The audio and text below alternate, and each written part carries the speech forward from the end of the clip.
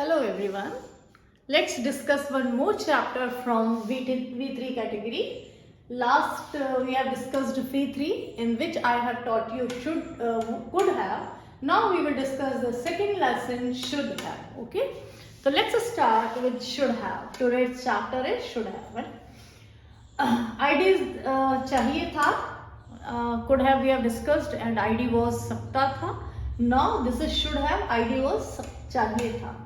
You make so many sentences from dawn to dusk, यानी सुबह से शाम तक आप बहुत सारे sentences चाहिए था के बेस्ड बनाते हैं. आपको मुझे बताना चाहिए था, आपको मुझे कहना चाहिए था. You should have told me. आपको मुझे देना चाहिए था. You should have given me. So many sentences can be made out of these structures. So let's discuss some of the structure. Number 1, subject plus should have plus V3 plus object. Number 1, I will teach you, this one is positive. Number 2, it is negative. Number 3, it is confirmatory. Number 4, it is confirmatory negative. Number 5, it is comprehensive positive. And number 6, it is comprehensive negative. So here 6 structures are ready for you, and that I will explain you, and then I will tell you that how can these sentence be converted into English from Hindi, right? So subject plus should have plus V3 plus object, positive one. Subject plus should not have plus V3 plus object, negative one. This is positive one, this is negative. Should plus subject plus have plus V3 plus object, it is confirmatory positive.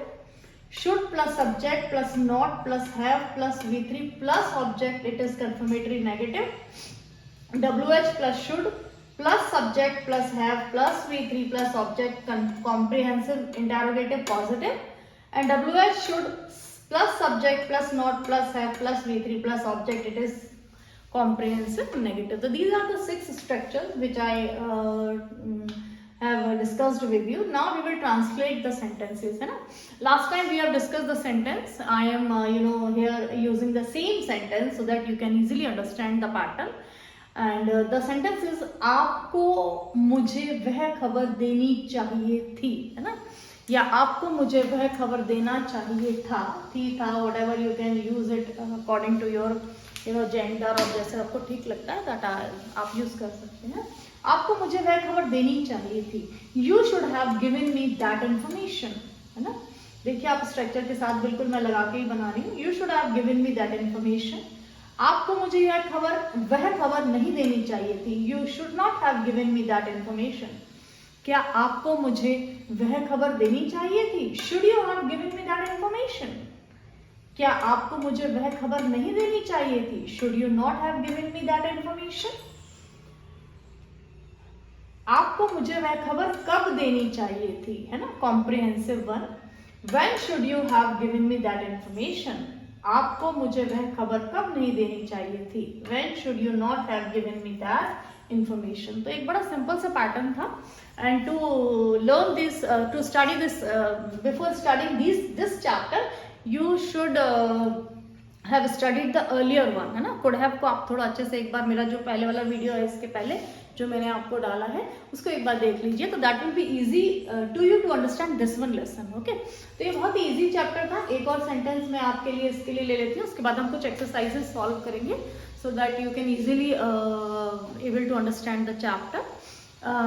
आपको मेरी मदद करनी चाहिए थी, है ना. बोलते ना, कई बार बोलते हैं आपको उस डिफिकल्ट समय में मेरे साथ होना चाहिए था या मेरी मदद.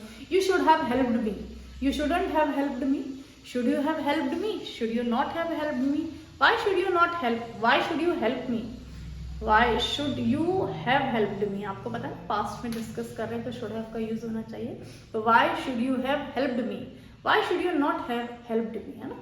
तो let's discuss exercise of should have. पहले मैं शुड हैव की एक्सरसाइज डिस्कस करूंगी और फिर उसके बाद हम कुड हैव की एक्सरसाइज भी डिस्कस करते हैं. ओके,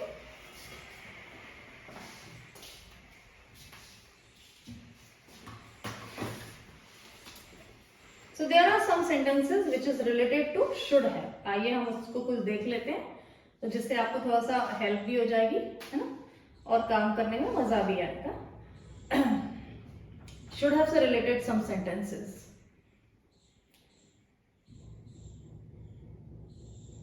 आपको इस प्रस्ताव को स्वीकार करना चाहिए था।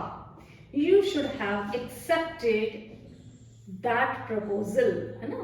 आपको इस प्रस्ताव को स्वीकार करना चाहिए था। You should have accepted, आपको पता है ना V3 लगानी है। Accepted that proposal एक बड़ा इजी सेंटेंस है जो आप हमेशा बोलते हैं। आपको वहां नहीं जाना चाहिए था। You should not have gone there, है ना। अब मैं आपको दूंगी सेंटेंसेस, तो आपको मैं इंग्लिश में नहीं बताऊंगी, आप अपने आप प्रैक्टिस करें ना। आपको उस प्रतियोगिता के लिए मेहनत करना चाहिए था। मेरे भाई को शानदार परिणाम के लिए उस व्यापार में पैसा लगाना चाहिए था। शानदार परिणाम को आप ले सकते हैं एक्सेलेंट रिजल्ट्स, ठीक है। तुम्हें अपने दोस्तों के सामने इस तरह पेश नहीं आना चाहिए था। आपको मुझे उस कार्यक्रम में बुलाना चाहिए था। You should have invited me to that program, है ना। तो ये आपके कुछ should have से रिलेटेड एक्सरसाइजेस हुए। अब हम could have से रिलेटेड भी थोड़ा सा रीड आउट कर लेते हैं तो आपको समझ में आएगा। आप उस काम को पूरा कर सकते थे। You could have completed that work. तुम अपनी शिकायत वापस ले सकते थे। You could have taken back your complaint. मैं उस चुनौती का सामना कर सकता था। I could have faced that challenge. आप इसी को चाहिए में बना सकते हैं। तो मैं उस चुनौती का सामना करना चाहिए था। You should have faced that challenge, है ना। तुम्हें उस प्रतियोगिता में भाग लेना चाहिए था। You should have participated in that competition. और आप इसी को सत्य से भी बना सकते हैं। आप उस प्रतियोगिता में भाग ले सकते थे। You should have, तो बनाया तो चाहिए हो जाएगा, लेकिन आपको बनाना सकता था, तो you could have participated in that competition, है ना। आप कुछ अच्छा भाषण दे सकते थे। You could have given, not given, deliver, है ना। Your address, right? You can say you could have addressed a good speech.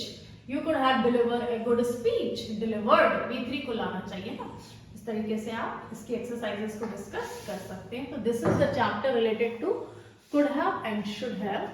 And in my next lessons, I will discuss some more things like must have, ought to have, would have, might have, will have. Some more chapters are there in V3 category. So that we will discuss in our further videos. Till then, bye bye. Take care. Good day.